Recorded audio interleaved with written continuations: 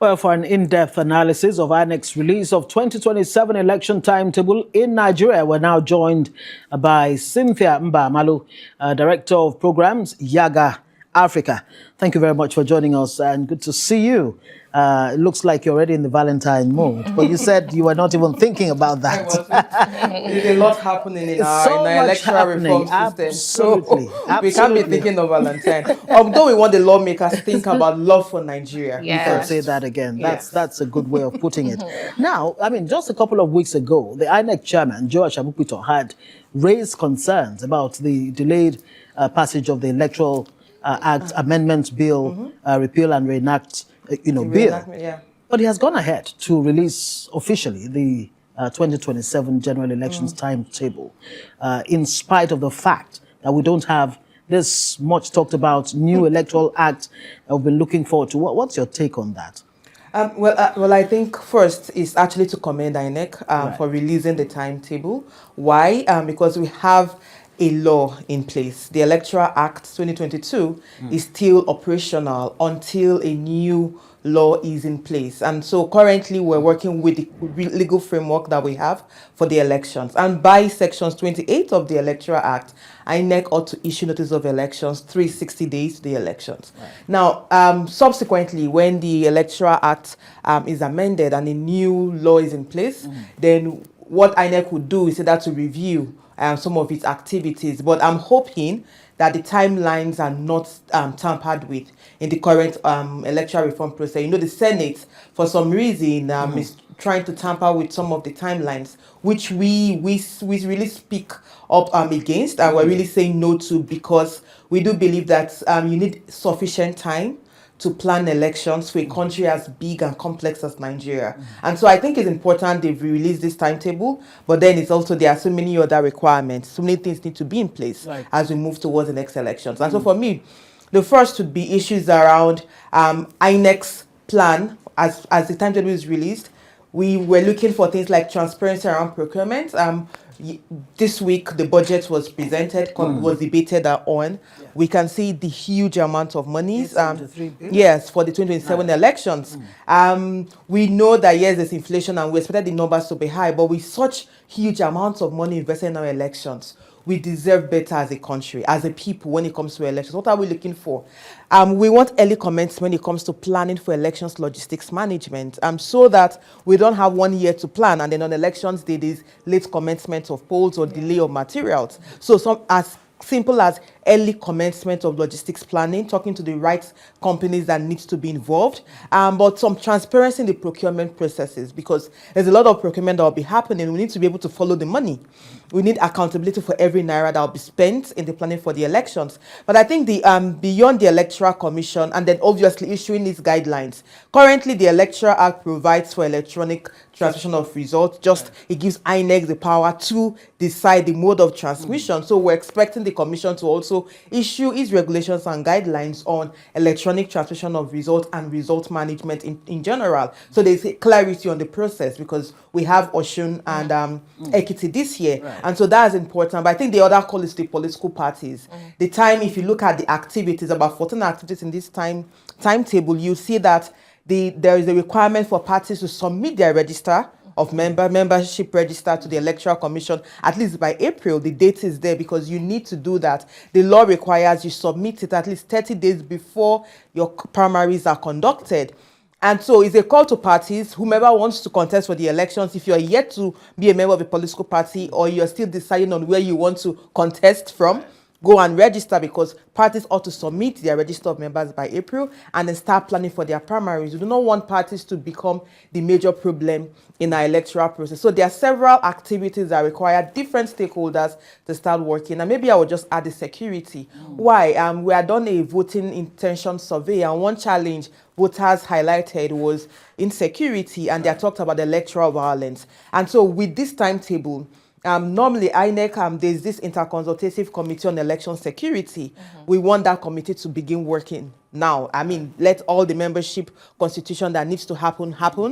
and so that we have better planning for election security. The security architecture for last elections cannot be the same, because now we have different evolving security challenges, yes, and so we want to see better security planning that is informed by intelligence, but also focuses on protecting the people and the process. You know, one national question we have been following since yesterday particularly, and with the in-depth revelations from budget's presentation for 2026, has been paucity of funds, strangulation of ministries, departments, and agencies when it comes to capital projects. So the question will be, can INEC carry out these mandates without funding? Because in all the things you've highlighted, I had logistics, but I didn't hear so much as funding, money itself. How important is that when you've watched budget defense in the National Assembly in the past few days for INEC? Is that a fear for you?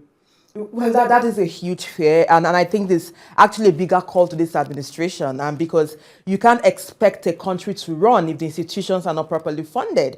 And if there is a problem, the government should tell us, like, we don't have the monies, because the complaint is across board. But for the Electoral Commission, the Electoral Act is clear that INEC's funds for the election should be released 360 days to the day before the date of the next election. So what INEC has even done with this release of its notice of election is to also preempt the National Assembly to conclude the budget process and to ensure that the funds are released to the Electoral Commission at least by 20th of this month, that's 20th February, so that INEC can begin planning, because INEC is not going to plan for the elections by just having the political will or the desire or election calendar. It needs money to get the work done. And I do believe that the government has an important role to release INEC's funding at least 360 days so that the planning can commence. Our elections are very critical when it comes to the future of Nigeria's democracy.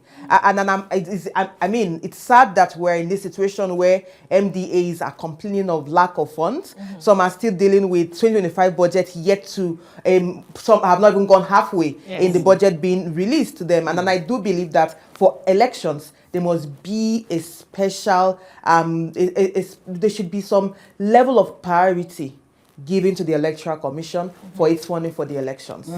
There's this argument that the timing, the adequacy of time, is a huge concern, especially for the political parties. You said the political parties should now, get to it as quickly as possible. But some are already saying, look, maybe INEC needs to shift the election date somewhat, a bit forward. I wonder what you think about that, what the implications could be. Then, talking about funding, 873 billion naira. Nigerians are like, for real? 3 times what we spent in 2023 in executing the elections. What are we funding? And what exactly are we? Yeah, what are we funding? I mean, if you break it down, operational costs, and the one that jumps at me is the miscellaneous. In 2023, it was 7 billion to cover miscellaneous expenses. For 2027, 42 billion naira. That's so I'll begin with the timeline question. The constitution is clear. Elections ought to be conducted not earlier than 150 days and not later than 30 days to the expiration of the tenure of the current administration. And so constitutionally, we need to work with the timeline. And so it's not beyond INEC at this point. We need to work with the timeline, because by 28th of May 2027, the tenure for the president and governors, the governors that are out of the off-cycle would terminate. And by 8th of June, I think, 2027, the tenure for National Assembly and State Assemblies, their tenure would expire. So we need to work with the timeline. That's one. We can't really shift it. It's better to conduct early so that you give some space for some of the election litigation that happens. That's one. The other part on the budget. When I first saw the budget, I screamed because, wow, where are we going to get this money from? Because whether we like it or not, we're struggling for resources. And so perhaps where I would come from is, if we're spending this much for elections, I think Nigerians demand credible process. We cannot spend this much and do not achieve the kind of elections that inspires confidence. That's one. The second is, I will still call on the Electoral Commission. Things like miscellaneous, most times there is this challenge of what are you spending it on? To actually work with, to minimize some expenses and work with, how do I put it, vendors within the country. There are different ways to manage costs because of our financial reality. So it's actually a call to INEC that there are things that can still be reviewed. And that is what is important. However, if you do a calculation with these amounts, because I was doing some calculation, if you divide it by, let's say, 100 million voters, there's a projection that we may have up to 100 million voters in the next elections. It gives you about 8,800 naira per voter. And that is less than $7, if I'm not mistaken. And so actually was doing comparison with other countries. And compared to Ghana, South Africa, is actually a smaller budget compared to this country. So I guess one of the things we're looking at is inflation and forex. You know, there's a lot impacting on that. All right. When you think that we had 3 years plus to plan for the next election since the last election, yes. you begin to wonder, what were we doing all this while? But Cynthia, thank you so much. Yeah. Do have a beautiful weekend. Thank you for being here.